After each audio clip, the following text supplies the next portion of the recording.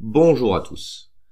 Alors ça y est, le grand jour est arrivé et vous avez finalement décidé d'emménager avec votre moitié. Un grand changement dans votre vie va s'opérer. Vous ne serez plus seul à table, une brosse à dents va s'ajouter dans votre salle de bain, vous vous mettrez à partager les tâches ménagères, la télécommande et même votre fiche d'imposition. Pour certains, un troisième petit être va s'ajouter au foyer, puis un quatrième, et pour d'autres, même plus. Mais alors, comment calculer notre impôt sur le revenu alors que l'on s'installe à deux?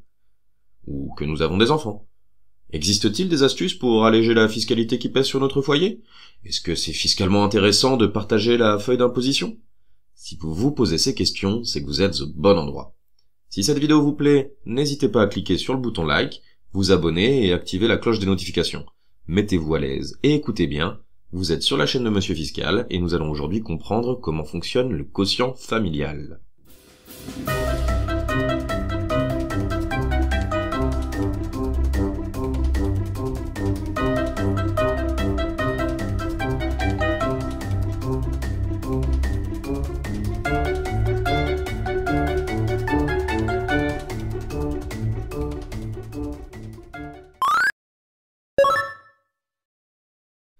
En France, la notion de quotient familial, dont nous parlerons aujourd'hui, a été instaurée en 1945 dans la loi de finances pour 1946 et est attribuée à Henri de Roy, un haut fonctionnaire qui a été directeur général de la Caisse des dépôts et consignations, secrétaire général aux finances publiques, puis gouverneur du Crédit foncier de France, entre autres attributions.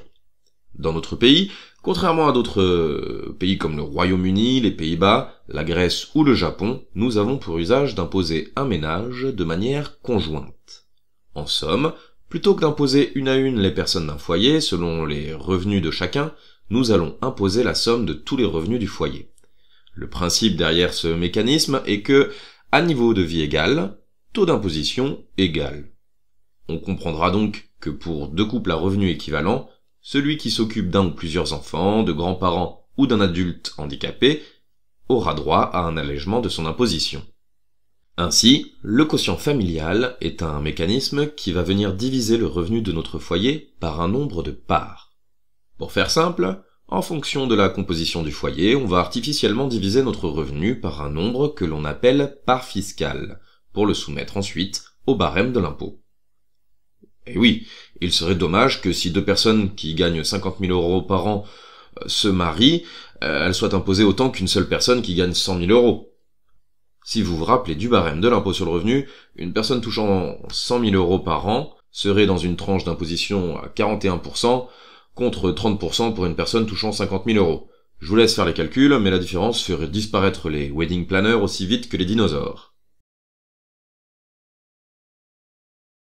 Pour comprendre tout cela, il convient d'abord de comprendre la notion de foyer fiscal. Un foyer fiscal, selon l'INSEE, désigne l'ensemble des personnes inscrites sur une même déclaration de revenus.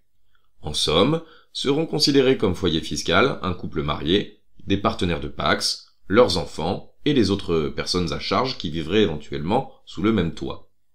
Bien sûr, il est possible que des foyers fiscaux différents soient hébergés sous le même toit. On citera notamment des colocataires, des concubins ni mariés ni pacsés, et dans certains cas plutôt rares, des mineurs disposant de leurs propres revenus. De plus, des époux mariés sous le régime de la séparation des biens et vivant dans des lieux de résidence différents auront chacun leur déclaration séparée. Les parts fiscales sont attribuées en fonction de la composition du foyer. Un adulte est équivalent à une part. Un enfant est équivalent à une demi-part, et une part complète à partir du troisième enfant. Un enfant en garde alternée, dans le cas de séparation des parents, équivaut à 0,25 parts, et 0,5 parts à partir du troisième enfant. On divisera simplement la part de l'enfant par deux étant donné qu'il appartient à deux foyers. Aussi, une demi-part supplémentaire pourra être attribuée pour un membre du foyer, conjoint, enfant, atteint d'une invalidité ou d'un handicap, sous certaines conditions. De la même manière, un parent isolé s'occupant seul de ses enfants pourra aussi se voir octroyer une demi-part supplémentaire. Un parent veuf, quant à lui, pourra disposer d'une part supplémentaire. Si vous avez donc bien suivi, un foyer composé de deux adultes pacsés représentera deux parts fiscales.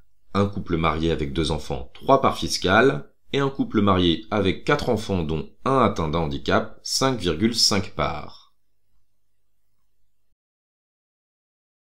Maintenant que nous avons le nombre de parts fiscales qui composent notre foyer, nous allons enfin passer au calcul de l'impôt de notre ménage. Pour cela, nous allons prendre les salaires des membres de notre foyer, appliquer la déduction forfaitaire de 10% ou nos frais réels, et les additionner pour obtenir le revenu imposable. Jusqu'ici, rien de nouveau si vous avez suivi la vidéo précédente. Maintenant, 3 étapes. 1. Divisez le revenu imposable par le nombre de parts fiscales de votre foyer. 2. Soumettez ce résultat, que nous appelons quotient familial, au barème de l'impôt sur le revenu. Et enfin 3. Multipliez les résultats par le nombre de parts fiscales. Cela peut paraître barbare, mais c'est très simple. Par exemple, Arthur et Pauline se sont pacsés et ont emménagé ensemble. Arthur, jeune commercial, perçoit un salaire de 40 000 € annuel et Pauline, responsable ressources humaines d'une start-up, se voit rémunérée à hauteur de 30 000 €. À eux deux, la somme de leur salaire est de 70 000 € et leur foyer fiscal se compose de 2 parts. Après déduction forfaitaire de 10%, nous allons diviser leur revenu net imposable, 63 000 €, par le nombre de parts, 2, pour obtenir leur quotient familial. 63 000 € divisé par 2, 31 500 €. C'est leur quotient familial que nous soumettrons au barème de l'impôt sur le revenu. Tranche à 0% de 0 € à 11 294 €, 0 €. Tranche à 11% de 11 295 € à 28 797 €, 1925,22 €. Tranche à 30% de 28 798 € à 82 341 €. Ici, on se contentera d'imposer à 30% de 28 798 € à 31 500 €, 810,60 €. Cela nous donne un résultat de 2 735,82 €. Enfin, nous multiplions ce résultat par les 2 parts que forment leur foyer et leur impôt s'élèvera à 5 472 €. Un deuxième exemple pour la route ? C'est parti. Gauthier et Laura ont 2 enfants et leurs salaires respectifs sont de 30 000 et 35 000 €. Avec 2 enfants, leur foyer se compose de 3 parts fiscales. Leur revenu net imposable, après déduction des 10%, s'évalue à 58 500 €. Nous allons donc diviser 58 500 € par ces 3 parts fiscales, ce qui donne 19 500 € de quotient familial. Ensuite, nous allons soumettre ces 19 500 € au barème de l'impôt sur le revenu. Tranche à 0%, de 0 à 11 294 €, 0 €. Tranche à 11%, de 11 295 € à 28 797 €, donc dans notre cas de 11 295 € à 19 500 €, 902,55 €. Ensuite, on reprend nos 3 parts fiscales afin de multiplier le résultat obtenu. 902,55 x 3, 2707,65 €, 2708 €. L'impôt sur le revenu brut de Gauthier et Laura sera donc de 2708 €. Voilà, vous savez maintenant comment calculer l'impôt brut de votre foyer. Je prends mon revenu brut global, que je divise par le nombre de parts fiscales de mon foyer, puis je le soumets au barème de l'impôt sur le revenu pour enfin le multiplier par le nombre de parts fiscales. Facile. Mais alors, une question mérite tout de même d'être posée. Est-ce qu'il vaut mieux faire une déclaration séparée ou conjointe ? Eh bien, cela va dépendre des cas. S'il y a une grosse différence de revenus entre les 2 conjoints, par exemple un conjoint A aurait un revenu de 20 000 € et un conjoint B de 80 000 €, cela peut valoir le coup. Conjoint A seul devrait un impôt de 516 € après décote, que nous verrons dans la prochaine vidéo. Conjoint B seul devrait un impôt de 17 286 €. Au total, en cas de déclaration séparée, le couple devrait 17 802 €. En cas de déclaration conjointe, le montant de leur impôt s'élèverait à 16 572 €. Ainsi, le bénéfice serait de 1 230 €. À l'inverse, un couple avec 2 foyers fiscaux pourrait utiliser 2 fois le plafond des avantages fiscaux de 10 000 €, donc 20 000 € de crédit d'impôt maximum, contre 10 000 € maximum si leur déclaration est conjointe, car ce plafond s'applique au foyer.